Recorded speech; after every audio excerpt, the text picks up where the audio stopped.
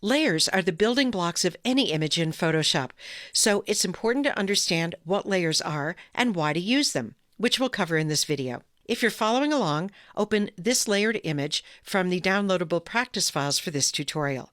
You might think of layers like separate flat panes of glass, stacked one on top of the other. Each layer contains separate pieces of content.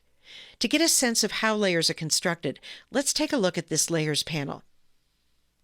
I've closed my other panels so that we can focus on the Layers panel, but you can skip that. By the way, if your Layers panel isn't showing, go up to the Window menu and choose Layers from there. The Layers panel is where you'll go to select and work with layers. In this image, there are 4 layers, each with separate content.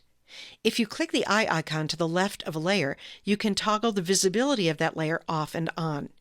So I'm going to turn off the visibility of the tailor layer and keep your eye on the image so you can see what's on that layer. I'll do the same for the cloth layer and for the pattern layer. You can see that the bottom layer, the background layer, is filled with white because this image started with a new blank image preset with a white background. Let's turn on all the other layers again by clicking in the empty box just to the left of each layer to add the eye icon back in. Now let's take a look at just one layer, the tailor layer. A quick way to turn off all the layers except the tailor layer is to hold down the Option key on the Mac or the Alt key on the PC and click on the eye icon to the left of the tailor layer. In the document window, you can see that this layer contains just the one small photo surrounded by a gray and white checkerboard pattern. That pattern represents transparent pixels, which allow us to see down through the corresponding part of this layer to the content of the layers below. So let's turn that content back on by going back to the Layers panel, again holding the Option key on the Mac or the Alt key on the PC, and clicking on the eye icon to the left of the tailor layer. And all the other layers and their eye icons come back into view. So again, you might think of layers like a stack of panes of glass, each with its own artwork and in some cases transparent areas that let you see down through to the layers below.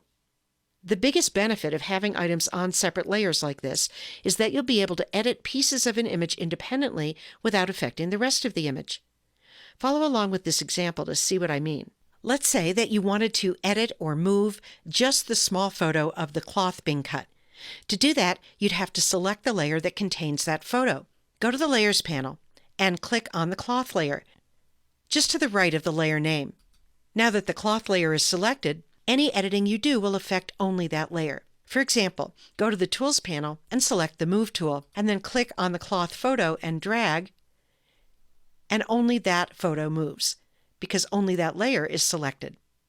And this applies to other kinds of edits too. For example, if you painted on the image or applied a filter, as you'll do later in this tutorial series, those edits would affect only the selected cloth layer and not the rest of the image.